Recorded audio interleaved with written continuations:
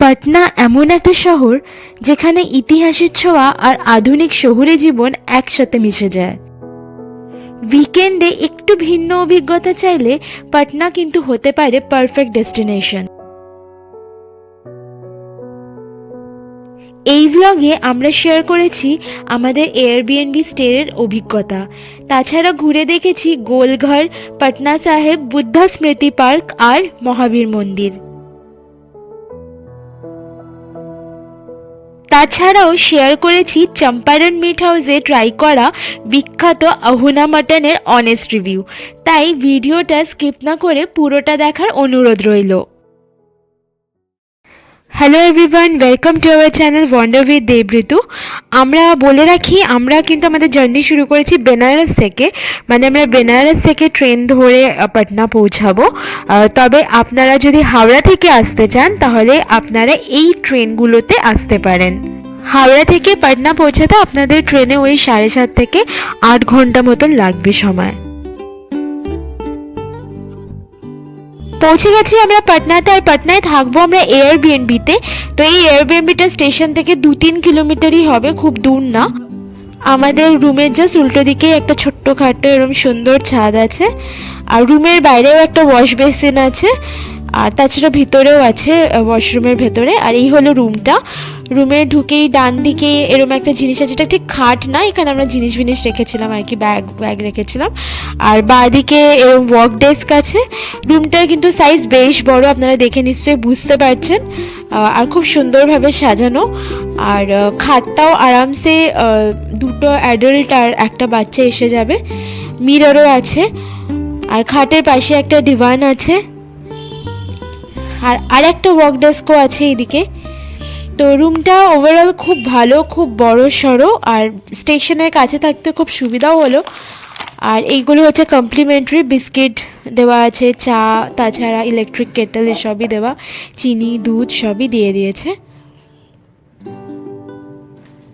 আর এই হলো ওয়াশরুমটাও পরিষ্কার পরিচ্ছন্ন, ছোট্টখাট্টো, কিন্তু সব বেসিক জিনিস আছে, গিজার সবই আছে। তো এই রুমটা আমাদের পড়েছে, আমরা এয়ারবিএনবি থেকে বললামই বুক করেছি, রুমটা আমাদের পড়েছে 1500 প্লাস ট্যাক্স। আর এই যে এখানে টাওয়েল সমস্ত দেওয়া আছে। আমরা এয়ারবিএনবি থেকে ফ্রেশ হয়ে বেরিয়ে পড়লাম, একটুও টাইম ওয়েস্ট করিনি। আমাদের পাটনায় আজকে সাইট সিইং করার আছে, অনেক কিছু দেখার আছে। আগে পেট পুজো করব, যাচ্ছি এখন আমরা চম্পারন মাটন খেতে, এখানকার ফেমাস। বেরিয়ে পড়েছি এখন এয়ারবিএনবি থেকে, যাচ্ছি চম্পারন মিট হাউসে আহুনা মাটন খেতে। চলুন আপনারা দেখুন, তাছাড়াও কিছু সাইট সিইং করবো, আপনারা দেখতে থাকুন। আমাদের প্ল্যান আছে পাটনা সাহেব যাওয়ার, এছাড়া গোলঘর এটা দেখার, আর যেরকম টাইম হবে সেরকমভাবে যাবো। এয়ারবিএনবির বাইরে থেকে টোটোটা পেয়ে গেলাম, টোটোয় আমাদের চম্পারন মিট হাউস ছেড়ে দেবে। চম্পারন মিট হাউস কিন্তু এখানকার একটা খুব ফেমাস রেস্টুরেন্ট আর কি, যেখানে পার্টিকুলারলি আহুনা মাটন পাওয়া যায়। তো আমরা রিভিউ দেখেছি, আর আগেও অনেক ভ্লগ দেখেছি, তো আমাদের খুব খাওয়ার ইচ্ছে ছিল, সেখানেই আমরা যাচ্ছি।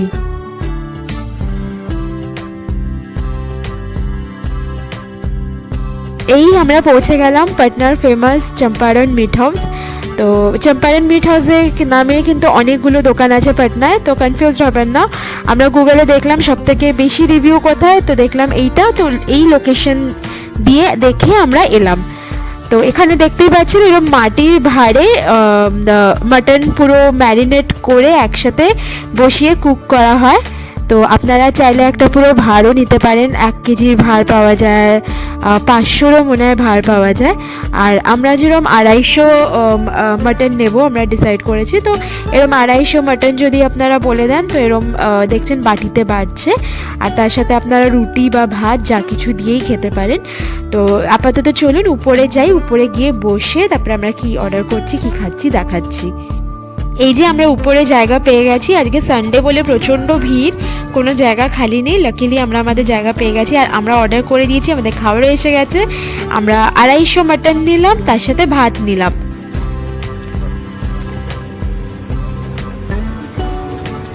কেমন লাগছে? বেরিয়ে এলাম আমরা আহুনা মাটন, খুব ভালো লাগলো। প্রথমবার এসেছিলাম। তো এটা এখানকার ফেমাস চম্পারন মিট হাউস বা চম্পারন মাটন নামে প্রচুর দোকান আছে। কোনটা অরিজিনাল বা কোনটা ভালো এটা বলা খুব মুশকিল।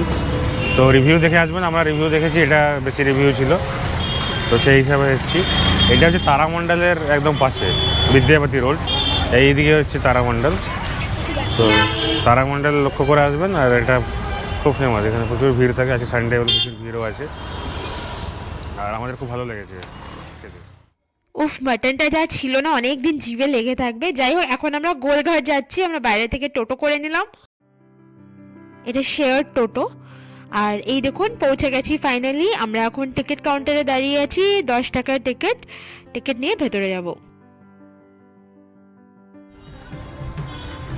ঢুকে গেলাম গোলঘরে। গোলঘর নির্মিত হয় 1786 সালে। এটি ব্রিটিশ ইঞ্জিনিয়ার ও স্থপতি ক্যাপ্টেন জন গাস্টিংসের নকশায় ভারতের প্রথম গভর্নর জেনারেল ওয়ারেন হেস্টিংসের নির্দেশে তৈরি করা হয়। গোলঘর নির্মাণের মূল উদ্দেশ্য ছিল দুর্ভিক্ষের সময় ব্রিটিশ সেনা ও স্থানীয় মানুষের জন্য শস্য সংরক্ষণ করা। 1770 সালের ভয়াবহ দুর্ভিক্ষে বিহার ও বাংলায় লক্ষ লক্ষ মানুষের মৃত্যু হয়েছিল। সেই মর্মান্তিক অভিজ্ঞতা থেকেই ভবিষ্যতে এমন বিপর্যয় এড়ানোর জন্য গোলঘর নির্মাণ সিদ্ধান্ত নেওয়া হয়। গোলঘর প্রায় 1,40,000 টন শস্য ধারণ করার ক্ষমতা রাখে, তবে বাস্তবে এটি কখনো পূর্ণ ক্ষমতায় ব্যবহার করা হয়নি। এর প্রধান কারণ ছিল নকশাগত ত্রুটি। গোলঘরের দরজা ভেতরের দিকে খোলে, যার ফলে শস্য বের করা অত্যন্ত কঠিন হয়ে পড়ে। এই ত্রুটিটি আর কখনো সংশোধন করা হয়নি। গোলঘর ভারতের ইতিহাসে বহু গুরুত্বপূর্ণ ঘটনার সাক্ষী। 1857 সালের প্রথম স্বাধীনতা সংগ্রাম, 1917 সালের মহাত্মা গান্ধীর নেতৃত্বে চম্পারণ সত্যাগ্রহ এবং 1942 সালের ভারত ছাড় আন্দোলনের সময় এই স্থাপনার ঐতিহাসিক গুরুত্ব ছিল। এটি দেখতে অনেকটা বৌদ্ধ স্তূপের মতো গম্বুজাকৃতির, যার উচ্চতা প্রায় 29 মিটার এবং ব্যাস প্রায় 32 থেকে 35 মিটার।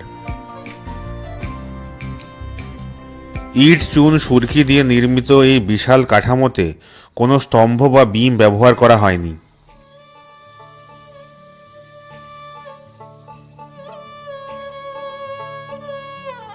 সুপরিচর্চিত এই উদ্যানে নানা রকম ফুল, গাছ ও উদ্ভিদ দেখা যায়।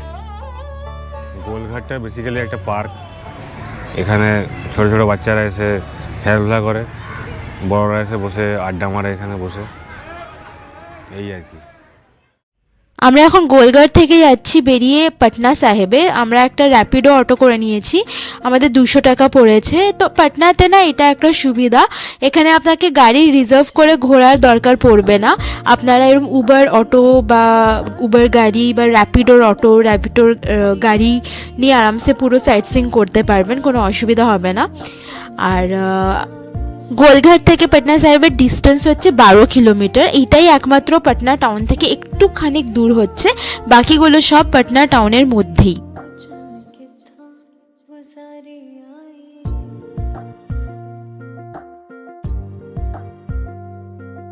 আমরা তো আপনাদেরকে বললামই আমরা বেনারস থেকে পাটনা এসেছি। তো আমরা ওখান থেকে বেনারস পাটনা জনশতাব্দী ধরে নিয়েছিলাম। আর এখানে 11টা 11:30 ঢুকিয়েছিল। তো রুমে ঢুকতে ঢুকতে আমাদের 12টা হয়ে গেছে। তারপরে আমরা ফ্রেশ হয়ে বেরোলাম। আর আপনারা যদি রাতে হাওড়া থেকে যদি আসেন আর রাতে ট্রেন নেন, তাহলে আপনারা সকাল সকাল পৌঁছে যাবেন, সারা দিনটা খুব ভালোভাবে ইউটিলাইজ করতে পারবেন। আমরা যেরকম একটাই মানে হাফ ডে পাচ্ছি ঘোরার জন্য, তবে হাফ ডেতেই ম্যাক্সিমাম জিনিসই দেখে নিতে পারবো।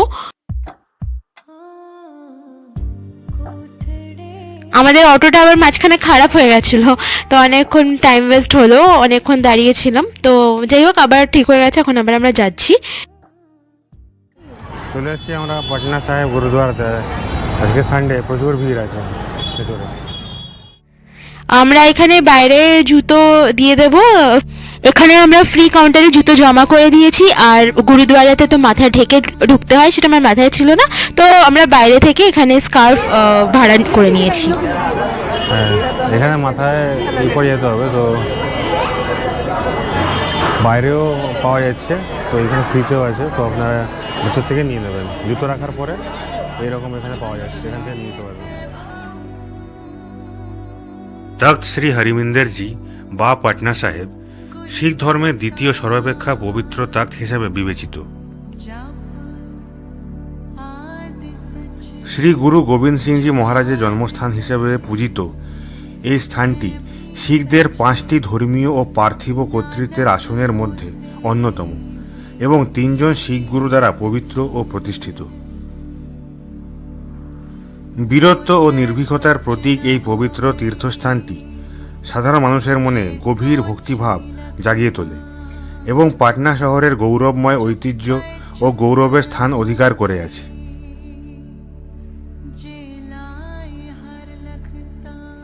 এখানে লঙ্গারের ব্যবস্থা আছে, যেখানে একসাথে অনেক মানুষ বসে খেতে পারেন।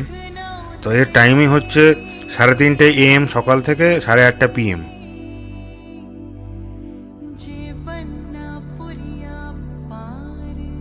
আমরা এখান থেকে প্রসাদ গ্রহণ করেছিলাম। এখন আমরা চলে এসেছি বুদ্ধ স্মৃতি পার্ক। পাটনার ফ্রেজার রোডে অবস্থিত এই 22 একর বিশাল পার্কটি বিহার সরকার দ্বারা নির্মিত হয়েছিল ভগবান বুদ্ধের 2554তম জন্মদিন উদযাপনের জন্য। 2010 সালের 27শে মে দলাই লামা স্বয়ং এই পার্কের উদ্বোধন করেছিলেন। এখানে রয়েছে 200 ফুট উচ্চ পাটলিপুত্র করুণা স্তূপ, যার মধ্যে সংরক্ষিত আছে ভগবান বুদ্ধের পবিত্র অবশেষ।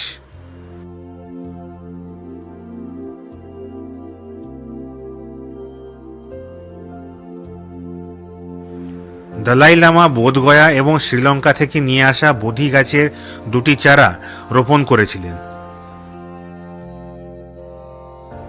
এখানে রয়েছে একটি সুন্দর যোগ ধ্যান কেন্দ্র, জাদুঘর এবং পার্ক অফ মেমোরিজ।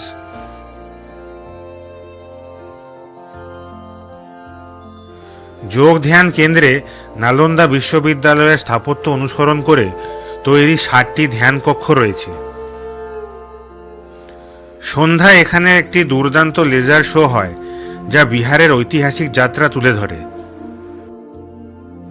এখানে থাইল্যান্ড, মায়ানমার, জাপান, দক্ষিণ কোরিয়া এবং শ্রীলঙ্কা থেকে নানা বৌদ্ধ নিদর্শন সংগ্রহ হয়েছে। এখানে প্রবেশ মূল্য মাত্র 20 টাকা। এটা সকাল 9টা থেকে সন্ধ্যে 6টা অবধি খোলা এবং সোমবার বন্ধ। এখন আমরা চলে এসেছি মহাবীর মন্দিরে। এটা বুদ্ধ স্মৃতি পার্ক থেকে একদমই ওয়াকিং ডিস্টেন্স, আর পাটনা স্টেশনের একদম কাছে। এই পাটনা স্টেশন আর এই হলো মন্দিরটা, একদমই কাছে, এখানে আসা খুব সহজ।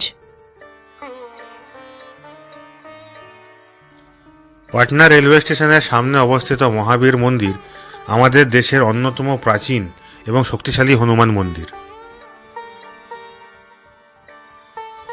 1730 সালে স্বামী বালানন্দ এই মন্দিরটি প্রতিষ্ঠা করেছিলেন।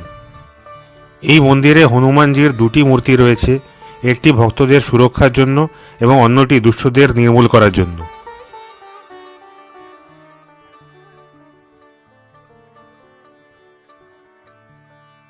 মন্দিরের প্রসাদ সারা দেশে বিখ্যাত, বিশেষ করে নৈবেদ্যম নামের এক অনন্য লাড্ডু, যা তিরুপতি থেকে আনা হয়। প্রতিদিন লক্ষ লক্ষ টাকা দান হয় এবং এই টাকা থেকে মন্দিরের ট্রাস্ট 4টি হাসপাতাল পরিচালনা করে। মহাবীর মন্দির থেকে বাইরে এসে আমরা এখন লিট্টি চোখা খাচ্ছি। পাটনায় লিট্টি চোখা খুব ফেমাস, তবে এই লিট্টি চোখাটা অ্যাভারেজ টেস্ট, আমাদের অত ভালো লাগেনি। এর থেকে বেটার লিট্টি চোখা আমরা আগে খেয়েছি। চলে এসেছি আমরা এখন ডিনার করতে। আমাদের এয়ারবিএনবির কাছেই একটা ছোট্ট রেস্টুরেন্ট, নিয়ে নিয়েছিলাম ফ্রাইড রাইস আর চিকেন। যাই হোক, আমাদের এই ভিডিওটা আমরা আজকে এখানে শেষ করছি। আপনাদের যদি ভালো লেগে থাকে তাহলে প্লিজ লাইক করবেন আর আমাদের চ্যানেলটা সাবস্ক্রাইব করে আমাদের পাশে থাকবেন।